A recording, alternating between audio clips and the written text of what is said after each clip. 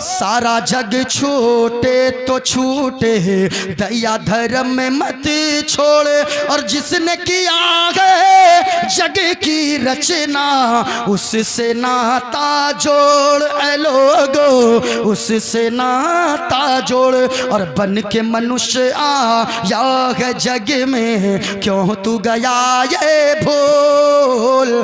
पंडित ने कहा लोगो तू इंसान बन के दुनिया में आया है, तू मनुष्य बनकर दुनिया में आया है। आपने कभी सोचा है क्या अल्लाह ने कितने मखलूकात को इस जमीन पर पैदा किया? कमोबेश अल्लाह ने 18,000 मखलूकात को पैदा फरमाया। कितने हजार मखलूकात? ऊंचा बोले कितने? और ऊंचा बोले कितने? 18,000 मखलूकात को अल्लाह ने पैदा फरमाया। मखलूकात में यानी बंदर को भी अल्लाह ने पैदा फरमाया, छुछंदर को भी अल्लाह ने पैदा फरमाया, सांप और बिच्छू को भी अल्लाह ने पैदा फरमाया।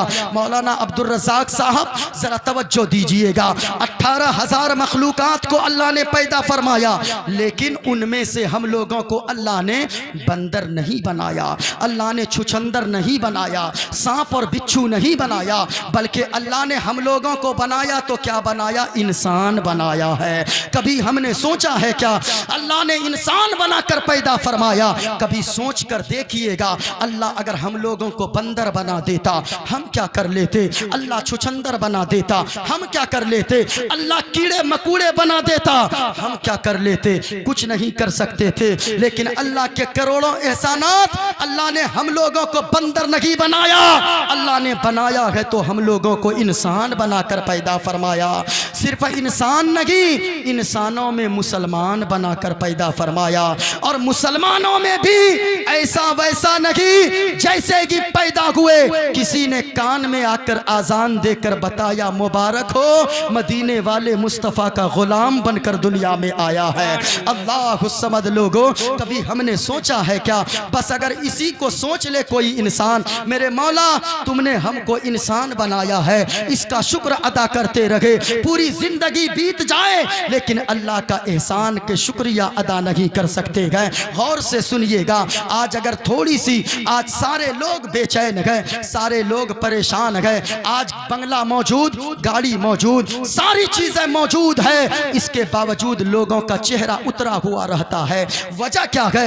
वजह सिर्फ इतनी है, जनाब मौलाना अब्दुल रज़ाक साहब, मुझको एक शख्स ने मोबाइल के व्हाट्सएप में एक आर्टिकल भेजा था। उस आर्टिकल को मैं आपके सामने रखना चाहूँगा कि मुसलमान आज परेशान क्यों है, मुसलमान की ज़िंदगी में सुकून क्यों नहीं है। दौलत इनके पास, हुकूमत इनके पास, मकान इनके पास, दुकान इनके पास, ज़मीन इनके पास, 50 लाख की गाड़ी इनके पास, इसके बावजूद ये मुसलमानों का चेहरा उजड़ा उजड़ा क्यों रहता है? इनके दिल में सुकून क्यों नहीं है? इसकी वजह क्या है? गौर से सुनना प्यारे, इसकी वजह इतनी है। एक आर्टिकल मैं पढ़ रहा था, उस आर्टिकल में लिखा था कि एक कौवा था। कौवा, कौवा आप लोग समझते हैं ना, कौवा, कौवे को कुछ और बोला जाता है। अच्छा कौवा, अब वह कौवा कैसा होता है? काला कलर का।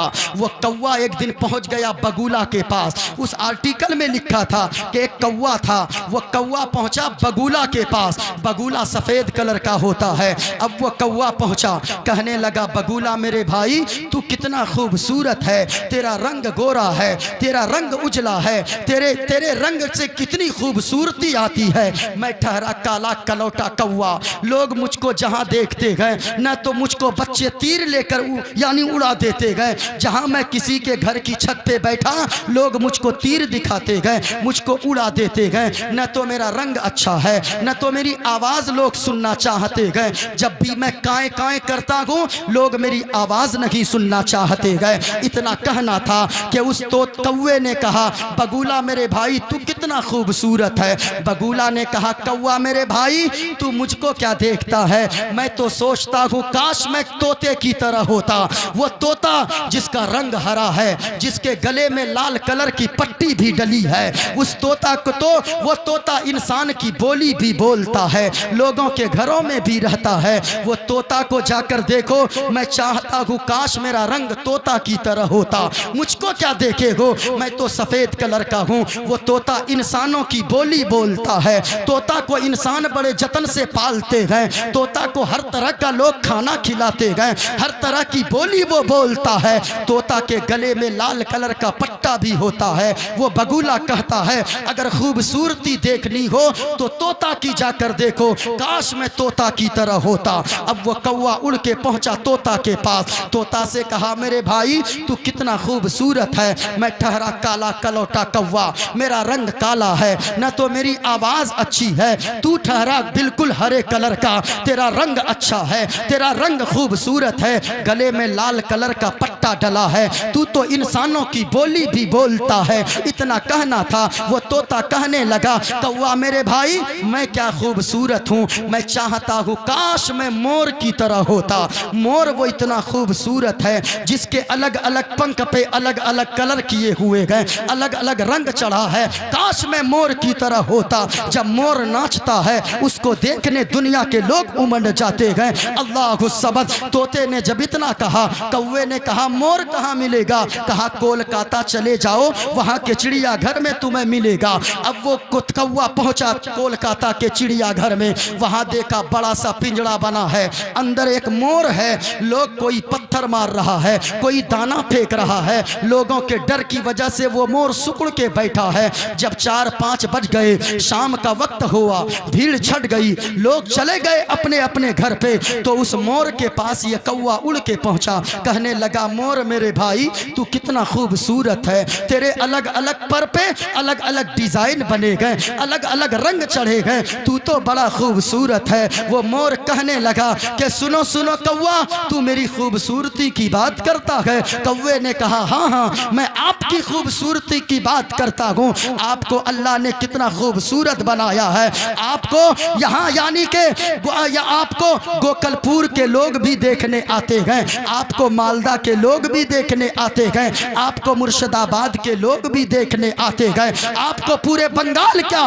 पूरे हिंदुस्तान के लोग देखने आते हैं, इसलिए कि आपकी खूबसूरती ही अलग है। इतना कहना था, वो मोर कहने लगा कौवा मेरे भाई तुमने मेरी खूबसूरती को देखा है लेकिन मेरी कैद वाली जिंदगी को नहीं देखा है। सुनो सुनो ऐसी खूबसूरती का मैं क्या करूंगा जिस खूबसूरती के बिना पे लोगों ने पिंजड़े में मुझे बंद कर दिया है। कौवा मेरे भाई तू मुझसे अच्छी जिंदगी गुजार रहा है, कम से कम तू काला है तो क्या हो गया, तेरी आवाज अच्छी नहीं है तो क्या हो गया, कम से कम तू जब चाहता है जिस डाली पे चाहता है वहां उड़ के तो बैठ जाता है, जिस टहनी पे चाहता है जिस दरख्त पे चाहता है उड़ के तो बैठ जाता है, मुझसे अच्छी जिंदगी तू गुजार रहा है। बस यही हाल मैं इससे समझाना ये चाहता हूँ, यही हाल आज हमारे लोगों के अंदर है। यानी एक साइकिल वाला मोटरसाइकिल वाले को देखता है, एक मोटरसाइकिल वाला 4 व्हीलर वाले को देखता है, एक 4 व्हीलर वाला हवाई जहाज वाले को देखता है। अब उसका दिल मुस्तरिब होता है। एक साइकिल वाला जब अपने से ऊपर वाले को देखता है वो सोचता है या अल्लाह इसको मोटरसाइकिल मिल गई, हमें कुछ भी नहीं, हमें साइकिल ही रहा।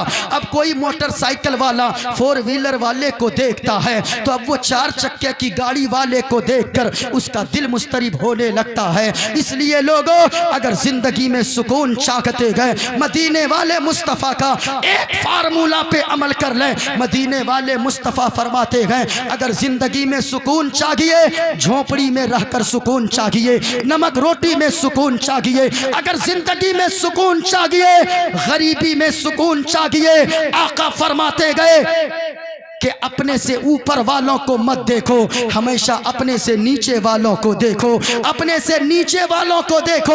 अल्लाह ने अगर पाँव को सलामत रखा है, कभी हॉस्पिटल जाया करें, हॉस्पिटल का चक्कर लगाया करें। हॉस्पिटल में कितने लोगों को आप देखेंगे जिनके दोनों पाँव कटे हुए हैं। अल्लाह की कसम ऐसे लोगों को जब आप देखेंगे ऐसा लगेगा आपका कलेजा मुंह को आ जाएगा, कितनी तकलीफ में वो लोग हॉस्पिटल में जिंदगी गुजार रहे गए। अल्लाह का शुक्र अदा करे मेरे मौला, कुछ दे ना दे कम से कम मेरे दोनों पांव को तो तूने सलामत रखा है।